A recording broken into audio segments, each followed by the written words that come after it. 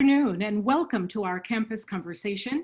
I am Doris Jones from the Department of Rhetoric and Composition, and I will be your moderator for today. In our session today, we will cover two major parts. The first segment will provide updates about the AUC Speak Up initiative, including outcomes from the recently completed misconduct investigation performed by the Office of Institutional Equity. Also, during the second segment of the program, yet another update will be provided about the university operations planning and management of the COVID-19 pandemic. Let's first have some welcome remarks by President Francis Visiadone. During your recent message to the community, you made it clear that the university was keen to take the issue of sexual harassment seriously and the investigated allegations involving it. Some students and alumni did not feel that the sanctions were severe enough. Why were the sanctions not more severe?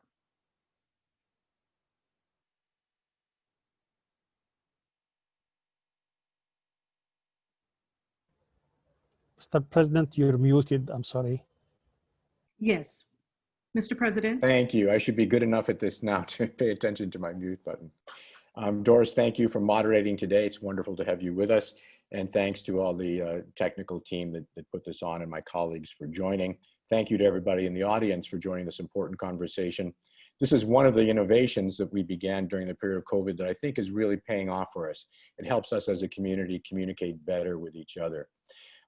We have tried to use this COVID challenge to the world to improve all of our systems, our business practices, the way we work as a community.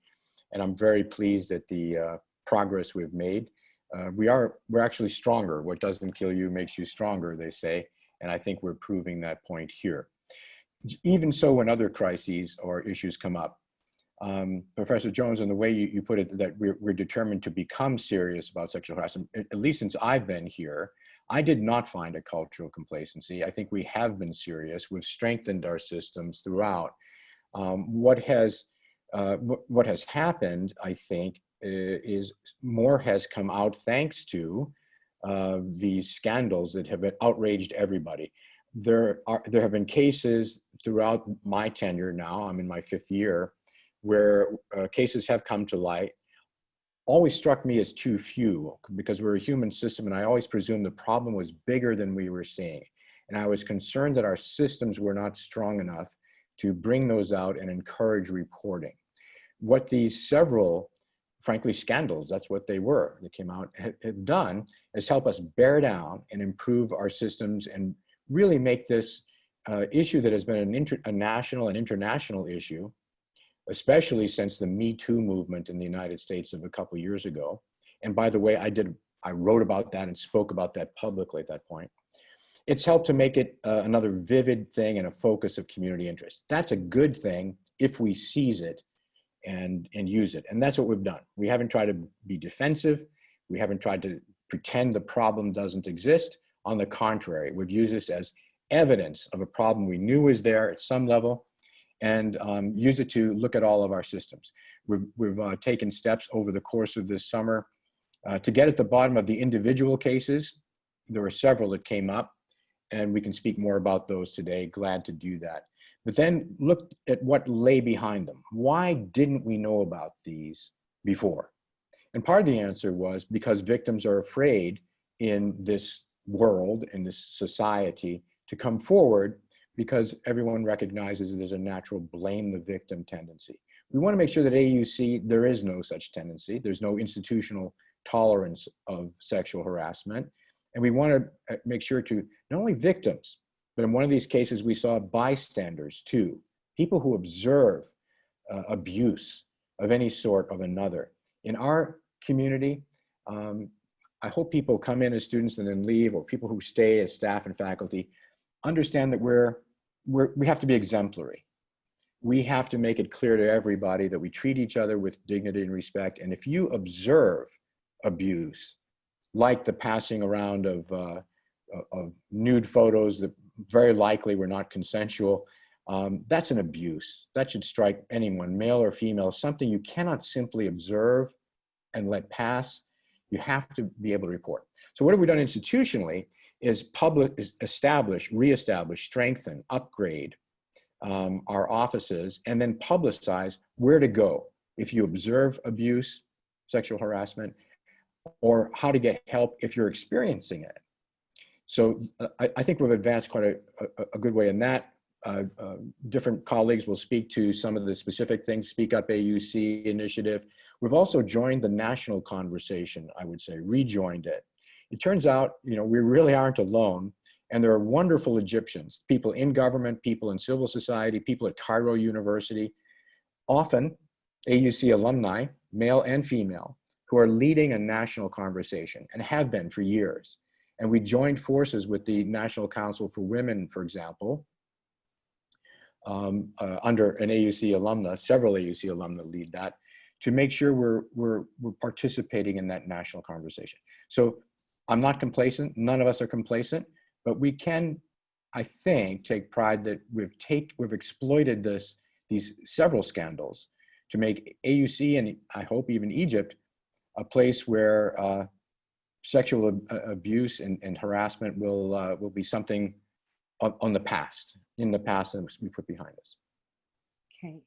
Thank you, Mr. President. As a follow-up to that, I think you have actually rather critically integrated responses to the follow-up questions. We actually received a number of questions from students about campus safety. And in your statement, you indicated that the university has always been rather proactive in its engagement regarding sexual harassment, that the institution itself has, as each case come along, developing lessons learned, and that in order to maintain this process, you also clearly state that you want both victims and bystanders to be proactive in creating a culture in which sexual harassment is not tolerated, and that there are avenues and resources through which this can be addressed. So with that said, how do you intend to keep a focus on this issue? And are there any future plans? We can never be complacent. Yes, we were active, evidently not active enough. So there's no defense for having failed to detect these issues that came out over the course of the past summer and into last month. We want to do it by meetings such as the town meeting we're having here today, training courses that is mandatory for everybody. I've already participated in the first session of that a month ago. And so is everybody on this call in the senior leadership. And we will require that of every member of the faculty, staff, and every student, not as a kind of punishment, but as a sort of prophylaxis and a consciousness raising thing. Dina Abel Fatouh and others will speak about some of these other initiatives I mentioned. Speak Up AUC. We've established the Office of Institutional Equity. Rima Moghrabi was already active in that. We've elevated her office. Tied it in more closely to the Office of the General Counsel, who's an expert in this area, as in so many others, and who's also helping to guide the training that we're doing. And we've made that office it always had access to me, but this is direct, instant access, no questions, on the one hand. And on the other hand, the assurance that even I will not know the identity of the complainant. We're taking strict measures to protect the confidentiality, again, to reassure victims that you needn't be afraid that the institution, the cost of your reporting will be your name spread all around the institution. The president will know and all the others will know. We're absolutely strict on confidentiality. So measures like that, and then constant public communication, constant training, constant raising the awareness. It shouldn't be the case that anybody gets to January of freshman year without having had a real training session and indoctrination on who we are at AUC and what protection and taking care of each other means here as one of our core values. Very good.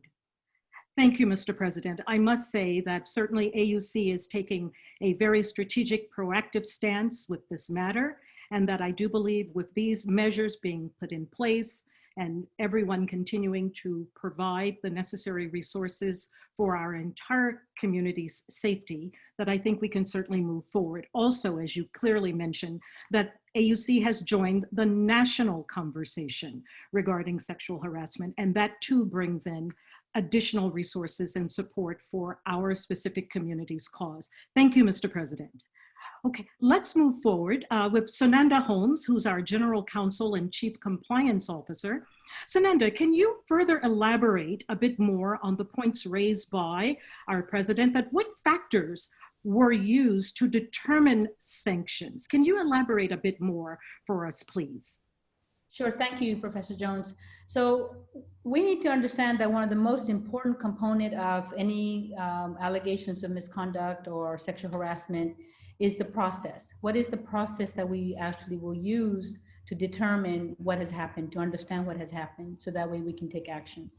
So I really do believe in our process. I think we have a good policy. We have outlined a process in there, and we're using it. And during the investigation process, we make sure that we look at the evidence, both direct and circumstantial, to understand what actually did happen and to assess the case.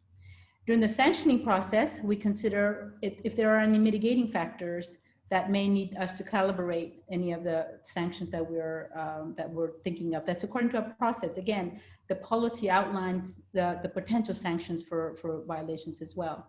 And we are currently working on a sanctions matrix as well in this regard for the sexual harassment complaints. Finally, we are an education institution, we are a university. So in addition to providing a safe and respectful campus for the entire community, we also need to look at the sanctions through the lenses of teaching rather than just punishment. And so, which, is often why we consider to make sure that the individual that's involved, the respondent in this case, is that they have an opportunity to learn and grow from this experience as well. And that's what we use. And I feel that we have used that process in this case as well.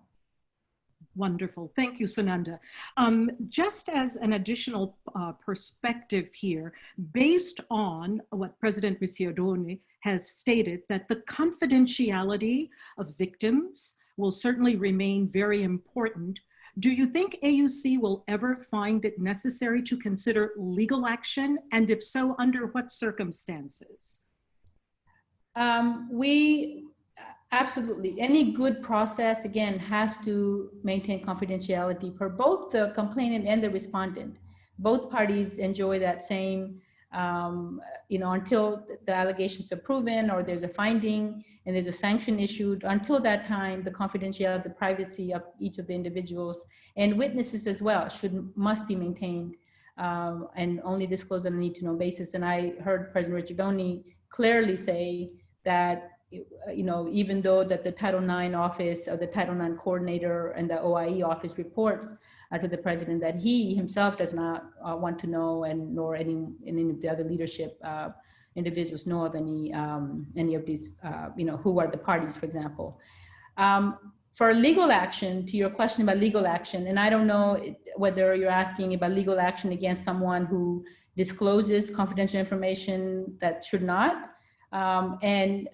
So there are limited actions that can be taken when there is, we as a university have an obligation to maintain the confidentiality, but if a student or someone else discloses it that didn't know the information or is speculated, I think there are limited legal action that can be taken. But some of that disclosure is in violation of our policies, so we should consider other policies as well that apply to this situation. Absolutely, certainly, and that makes perfectly and strategic good sense for the institution, and again for the protection of the identities of victims. More to that, Sunanda, when will the online anti-harassment training program be made available to our communities? When will this actually begin, the training, the anti-harassment training initiative? So the online training should be available by end of this month. I want to just say that I just came today actually from taping the training this morning. So it has to be edited and then it'll be available. So we're hoping it should be available by the end of this month. Oh, very good. And how long will the training take place? Is it a week long, a month long, or? No, it's actually about an hour and a half online training. It has set of questions that the learner will answer to move to the next module. And then if you don't pass all the modules, you'll have to come take the training again, because it is a requirement that everybody must understand the training and understand the concepts and the principles that are outlined in the training.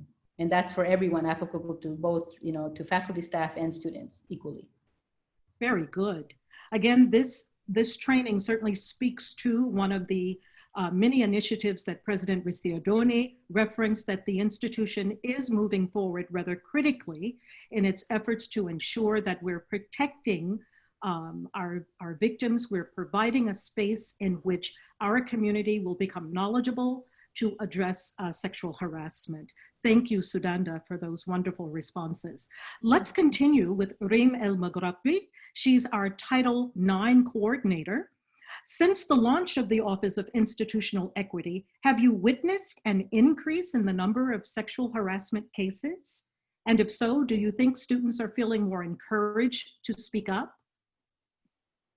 Thank you, Dr. Doris. Since the launch of the Office of Institutional Equity, there has been a good and increasing amount of communication that is initiated by students, faculty, staff, and even our alumni. We're very keen to respond to all inquiries that come to us, including questions that may tackle issues about confidentiality, our different reporting channels, the complaint resolution process, and sometimes even AUC's jurisdiction to respond to certain complaints or reports. Most importantly, we're continuing to investigate all allegations that come forward of conduct violations under our anti-harassment and non-discrimination policy.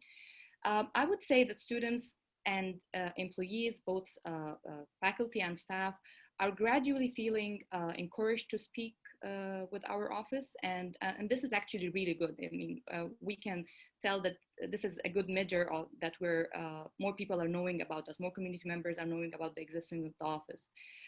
We are slowly building our reputation among community members, and I think that the effective way to do this is through effective communication with everyone. So we continue to reach out through all the possible channels. We include information about our reporting channels and different other questions that we receive on our website. We have a section dedicated to this topic in our regular news at AUC. I also believe that the word of mouth is really effective. So I think among our employees and students, and once the training is rolling, I think this will encourage more people to come forward. From my point of view, students are and employees, faculty and staff are more confident and encouraged to speak up.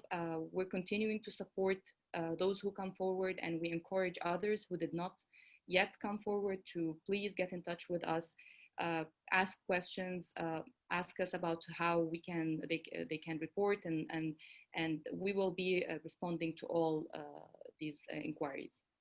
Very good. This is excellent. Reem, this also speaks to your reference to effective communication. As you know, there are several posts and pages that are created on social media platforms exposing sexual harassment cases at AUC, certainly including allegations against some faculty members. So with this in mind, and given the effective communication strategy that your Office of Institutional Equity wants to move forward, how will the university act upon social media exposure?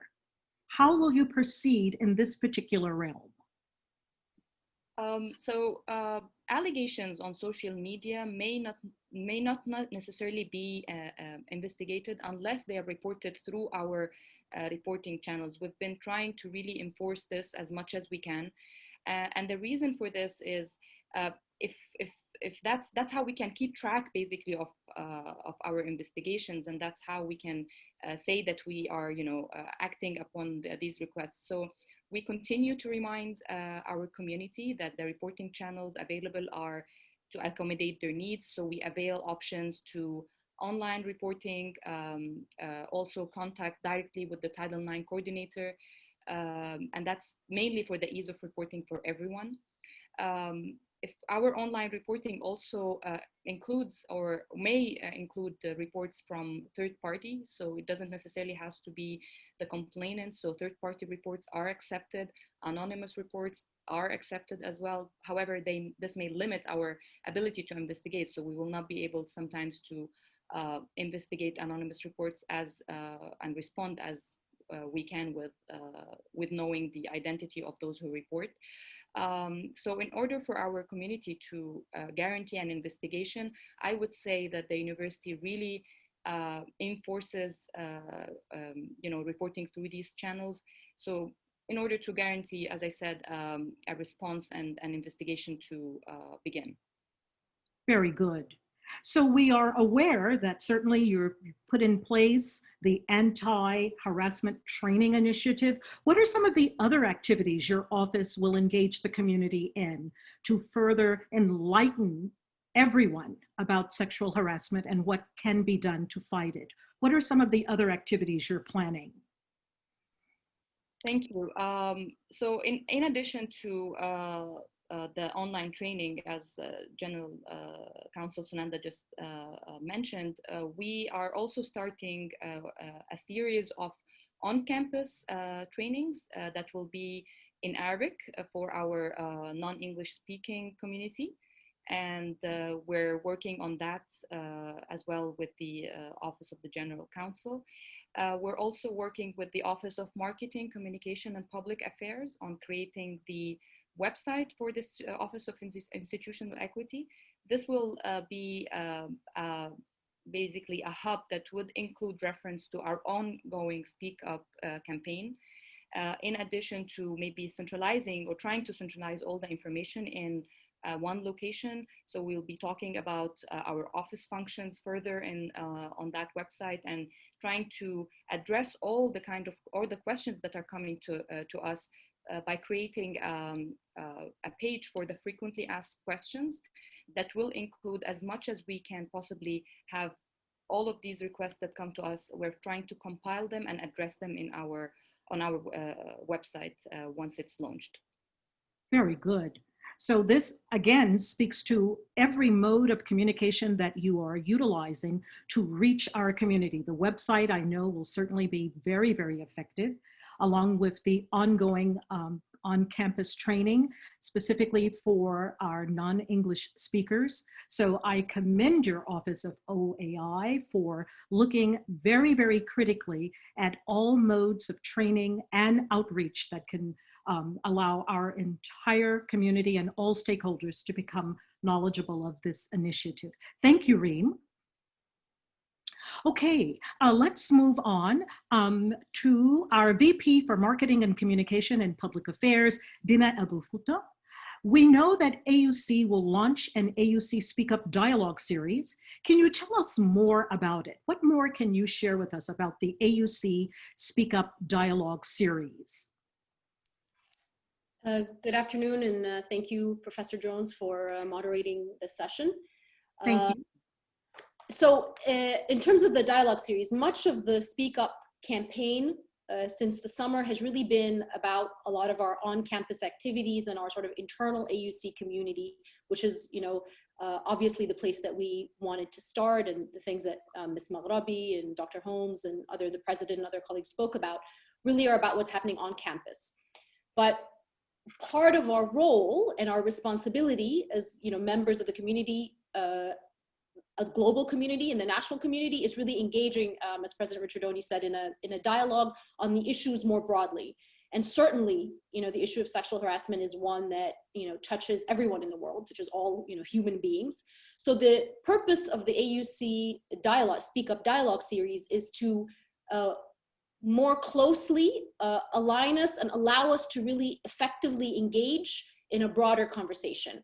And I will not reveal the names of the advisory board members, but I am really delighted that we have had a number of distinguished leaders in this domain who have agreed to serve as an advisory board for this series.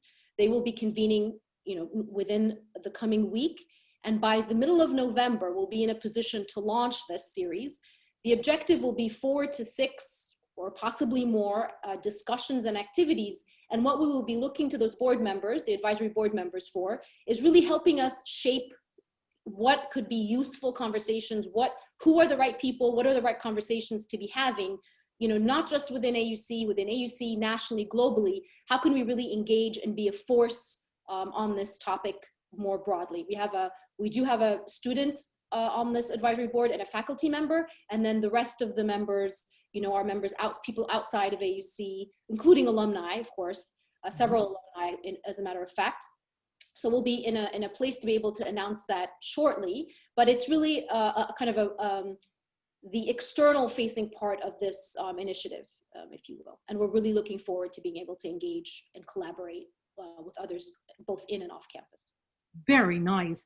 And again, Dina, I must say that this Speak Up series speaks yet again to President Ricciardoni's statement that this initiative, that AUC more specifically, and I gather more appropriately, has joined an international conversation, and that the AUC Speak Up series, as you reference, will bring in not only our immediate stakeholders on campus, including our students, but also alumni, people outside of the AUC community, and certainly people within the international community as well. I would just like you to elaborate a bit more to add to this international focus. As you've stated, that this Speak Up series will certainly allow you to more closely align AUC to effectively engage in a broader conversation. How might you then see the international connection contributing more successfully to AUC's initiative in this regard? Well, one of the things actually we've been having, in fact, we've had a number of faculty members who have come forward with interest in this. We've even had conversations with some of the advisory board members for this dialogue series about other types of networks or collaborations that we can join. You know, Dr. may actually want to speak to one called the Action Collaborative, and that's actually a higher education. It's an initiative. It's a network of universities that are working and sharing information on this topic. And AUC is the only member university outside of the United States. That's one example, but there are others in terms of the kinds of organizations that we would like to participate with, and really information sharing. And I think it's important as we view all of this, this entire topic, we have to remember that we're a university and there are opportunities for us here to learn, to grow, and to be part of that dialogue. So I think the eye that we're keeping an eye on, how can we, kind of engage and contribute? I mean, part of it, we want to learn, best practice from an international context. And we believe that at AUC and certainly within Egypt, there's something that we can contribute in turn. Wonderful. Once again, Dina, I think AUC is moving forward with a strategic infrastructure to certainly address this growing demand to talk about sexual harassment, and considering all stakeholders, not only within the community, but internationally as well. Thank you, Dina. Okay, let's now move on to our Vice President for Student Life, Dr. Dina Barai. How do we go about educating our students about sexual harassment? What is necessary in that particular regard, Dr. Barai? Thank you, Professor Jones. It's my pleasure also to be here. We are adopting and using several techniques to educate students about sexual harassment. I will echo Dr. Sunanda Holmes. She talked about the mandatory online training, which will start, I believe, next month, inshallah. And this will provide the basis, the understanding of what is sexual harassment and how to handle sexual harassment in an effective manner, following the systems and the processes that we have set in place. But we're not depending only on that just one-time formal online training. We are working also on, as has been mentioned by my colleagues, the communication, the awareness sessions that we are running, and organizing with both individual students and with groups of students. I again work closely with Dr. Sunanda Holmes for the educating the groups of student leaders, because student leaders are working with whole groups of students in their student organizations, in the student union, the student senate, and so on. And we are talking to them directly, discussing all the issues and framing them in terms of their rights and responsibilities, and to explain the process and what they should do if they ever are involved or they know about such cases. Because this, as my colleague VP Dinas has the Speak Up initiatives, we want to develop and push for a culture of speaking up and not a culture of silence. I mean, female students must understand their rights and the issues of consent, because it is not necessarily something that female students know about. And the same for male students. We need to discuss with them and highlight their responsibilities, right? For male students who silently overlook and collude in such acts, they have to understand too. So these awareness sessions are key to what we're doing to educate students. And individual students, I'm approached by individual students. I talk to them over the phone, or we ask them to come and meet us, again, with both Dr. Sunanda and I, to show them and to understand what are their rights and responsibilities. And I don't want to also overlook the fact that we are educating them about the role of the Office of Institutional Equity, because they are playing another role in educating students. So I feel that we're on the right track, and we're actually moving into, I think, in this coming year, it will be a different AUC in terms of our culture and the way we handle sexual harassment. Absolutely. Dr. Dina, I would just like to add to your points about the awareness sessions, both at the group and individual level. They certainly serve to add and to answer some of the questions we receive from students in terms of how the campus is going to make our learning environment, our community safer. So that safety certainly is being spoken to through these awareness sessions, which you've stated several times. It is key to the process that the direct engagement with students must continue, both at the group and individual level, and that by doing so, you're also, as you stated, educating our community about the Office of Equity Engagement. So again, these are critical references to the types of infrastructural development AUC is developing. And I must say, this is quite impressive to see how quickly the institution is moving forward with putting these programs and offices in place. Thank you, Dr. Dina. Thank you. Okay, well, this concludes the first half of our campus conversation today.